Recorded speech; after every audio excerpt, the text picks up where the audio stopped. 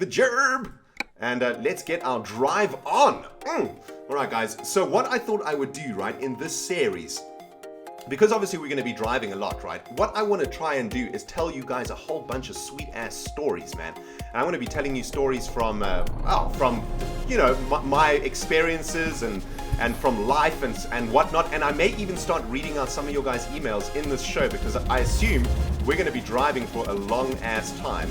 Let's have a look at our new truck. Oh, man, that is looking sweet. Check at that, man.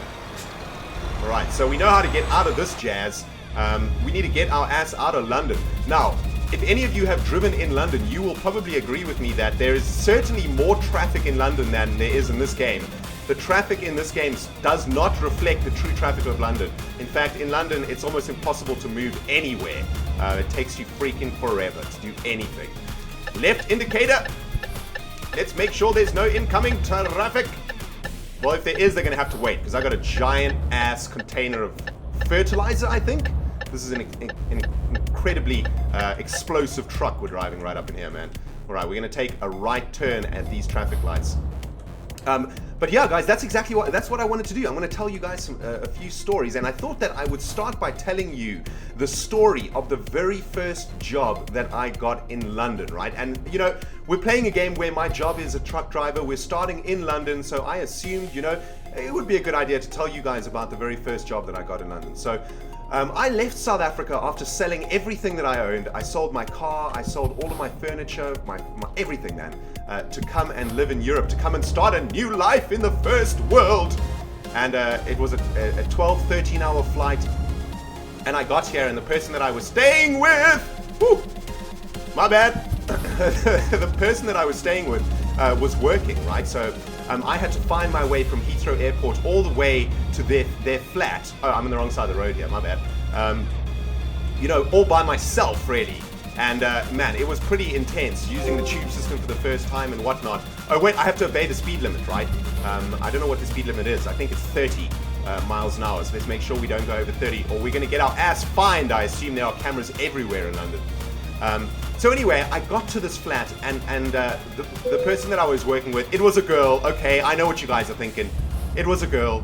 And yes, it was an ex-girlfriend. Yes. You guys caught me. I didn't even have to tell you that. You guys worked that one out by yourselves. I know you did. Anyway, I was staying with her. Nothing happened, guys. The intention wasn't for anything to happen. We were friends and I was staying with her and she told me that I could stay with her in her flat, right? It's probably not good to be telling you guys this story while driving a giant ass truck, but hey ho. Right, we are at a traffic circle. Let's make sure we take the inside lane over here to show everybody that we are actually going around this traffic circle. Oh, this is another banger of a track. Damn! Anyway, so guys, I was staying in this flat and I started looking for a job, right? Because I came to England, I had to convert my currency, which in South Africa is a rand. And a rand is not a very valuable currency, let me tell you guys. It is not a very valuable currency at all. So when I got to London, all of my rands basically evaporated. And we're taking a left turn here. Let's make sure that we indicate. I think I'm going to change the view for a bit. And I needed to find a job quick, fast, and in a freaking hurry. And as most of you guys who live in England know, the first place to go is Gumtree. That's where you find jobs in the UK. And I think in America it's like Craigslist or something like that. Man, it is noisy out here, man. I'm going back to the cockpit so I can hear my sweet ass banging tunes. Damn. So anyway, I was on Gumtree looking for a job, and there was the job description. Want to make £100 a night? And I was like, yes. Do you have a good personality? And I was like, yes. Do you like working at night and having parties? And because I was younger, I was like, hell yes. And I was like, well, this has got to be the job for me, right? Checked it out, and what the job was selling tickets to clubs in London on the streets of London. So what I would literally do is go to Leicester Square at 11 p.m. at night and then try and sell tickets to people. Oh God, braking, must turn. I just got a ticket also. Oh, man, I just got fined, just lost some cash. My bad. Well, it looks like we're on a motorway now, right? So now we can really get this truck going at full speed. But anyway, it was the graveyard shift that I was working, trying to sell tickets to clubs in London, right? And I phoned them up and I said, I've got a good personality. I think I'm fairly good looking, because that was also in the job description, must be good looking. I was like, I'm okay. I got a good personality. I like talking to people. I've got an interesting accent. Maybe that'll help me sell tickets. And the lady was like, yeah, you'll be perfect, man. You'll be amazing. You'll make so much money. You won't know what to do with yourself. It's all cash in hand. You don't have to pay taxes. We pay you on the night for your work. And oh, I got another fine. 550 euros. Okay, I've got to watch that speedometer, guys. It is 30 miles an hour only. Anyway, so I went to Leicester Square, where the head office of this place was, and I signed up, and my first shift started, and all they gave me was a clipboard and a whole bunch of tickets, and my goal was to walk up to people in the streets and to stop them while they're walking and to say to them, do you want to go to a club? I will get you in for half price if you buy the tickets from me.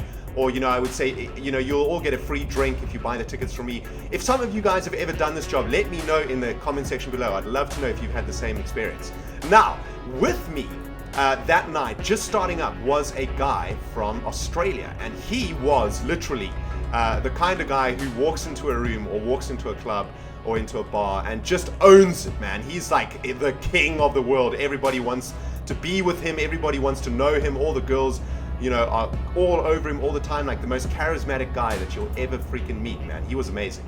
And I was really shy, right? I pretended to not be shy, but when I get into public, I'm a little bit shy. Looks like we're hitting the motorway, and a sweet-ass trance song has just come on, so this is perfect. We can kick this puppy into full blast, man. Let's get this truck going. Come on, baby. Hit that full... I mean, I don't know what the speed limit is, but I'm guessing it's 50 miles an hour, so I don't think this truck can actually go faster than that anyway. Look at... Oh, yeah, baby. Woo! Damn, now we're trucking. Anyway, guys, so I was with this Australian, right? And we went out together because what you had to do was go out with a partner the first time around so that you could help each other. Like basically like going with a wingman, right? So that you could approach people easier. And he was amazing. I mean, within 5 minutes, he was walking up to groups of people, charming them, selling them tickets. And this job was commission only, right? So you only got paid per every ticket that you sold. So it was something like 25% commission or something like that for every ticket that you sold, right? And this dude was just coining in the cash. And I was, it's 60, the speed limit is 60. Let's kick this puppy into full blast. And I was watching him and I was thinking, okay, I can do this, I can do this. This is easy. Just walk up to people, sell them a line, tell them that you can get them into a club for half price, get them like, good drinks, nice cheap drinks, free drinks and whatnot. That it's got to work. If this Australian guy can do it, surely I can do it, right? That's what's going through my head. So I'm in Leicester Square. It's about 1 a.m. I haven't made a sale. It's been about 2 hours working. I haven't made anything. So far, it's cost me more in public transport to actually go there than what I've earned so far, right? And which is never a good thing, really. So I was determined to make a sale, and I saw a group of it must have been about 10 people, right? We're going to get into the fast lane here. Man, this game is so awesome. Check it, look at the graphics, they are so cool. Man, I'm going to try to stay in my lane. People are going to think I'm drunk. Anyway, so I plucked up enough courage. Well, that is another story in itself. I actually, after 2 hours of not making a sale, I got really nervous. So what I decided to do was just hop in quickly to a bar and just have a shot of Jack Daniels. I thought that the Jack Daniels would maybe take the edge off, and it would make me more confident to sell tickets to people. So I had a shot of Jack Daniels. I was feeling good now, I was like, okay, I was buzzing. I was ready to sell tickets. And there was this group of about, this is actually really difficult to do with a keyboard, by the way. There was a group of about 15 people, about 7 guys, 7 girls, something like that, right? All dressed up to the T, ready to hit the clubs, ready to hit the night, man, have a sweet-ass night in London. And I thought, these are the people that are looking for a club, man. These are the kind of people that I'm looking for. This is my ticket to a McDonald's dinner tonight, man. And I walked up to them, and I saw them coming down Leicester Square. And what I thought I would do, my approach would be, is to walk up in front of the group and stop them, right? Literally stand in the middle of their path, so they couldn't go past me, and they would have to listen to me. And because that's basically what the Australian was doing, right? He was literally like getting in people's way. So I was like, I'm going to mimic this Australian. He's obviously doing a good job. I need to take this turn off over here, indicate turning left. Bus, get out of the way, dude. So, there I am in Leicester Square, this huge group of people approaching me. I am ready. Oh my goodness, this road is so narrow. Man, imagine you had to drive a real car or a real truck with a keyboard. That would just be absurd. Right, so I was ready, guys. I was ready to make my first sale, right? And man, I was pumped. And I walked up to these people and I literally stopped right in front of them. I stopped them in their tracks. And I was like, hey, what's up, guys? You guys look like you're ready to party. I think that's exactly what I said.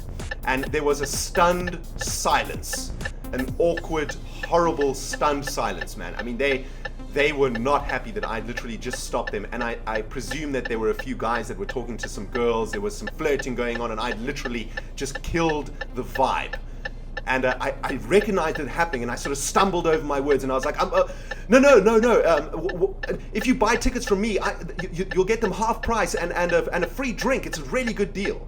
And still, silence, awkwardness, no one responded, except one guy who pushed his way through the crowd from the back, looked me straight in the freaking eyeballs, and then punched me in the stomach. And he hit me pretty hard. He winded me, man. He hit me like right on my diaphragm, and I literally curled up into a little fetal position ball on the ground of Leicester Square, and they all just walked around me basically and continued on their journey. I got to turn right here, man. Got to indicate that too. Let's just make sure. Oh, incoming traffic here. And that was my very first night of my very first job in England. And let me tell you guys, oh, this guy's stopping for us. Awesome. That was the last time that I actually worked at that job. Thankfully, the Australian was nearby, and he saw it happen, and he sort of came up to me and tried to, preserve what dignity I had left by picking me up and telling me everything was going to be all right. And in fact, later that night, he actually invited me out for something to eat, and then we went to like a wine bar or whatever, and he paid for food and drinks the whole night just because he felt so bad. He was actually a really nice guy. Dude, if you are listening, thanks, man, for helping me out that night, and I owe you a dinner and a good night out in London, man. But guys, I hope you enjoyed that story. That was my very first working day in London, man. This game kind of reminded me of that, and I wanted to share that with you. But we are about 70 miles outside of Calais on our current mission to deliver this huge tank of fertilizer over here in this Let's Play Euro Simulator 2 series. I really hope you guys are enjoying this game. I really am. There is something incredibly addictive about doing this. It must be the scenery, right? Because the scenery is really good. I mean, look at this. It is absolutely stunning. You've got this weather effect going on. The sun is coming out. Almost hit that barrier over there.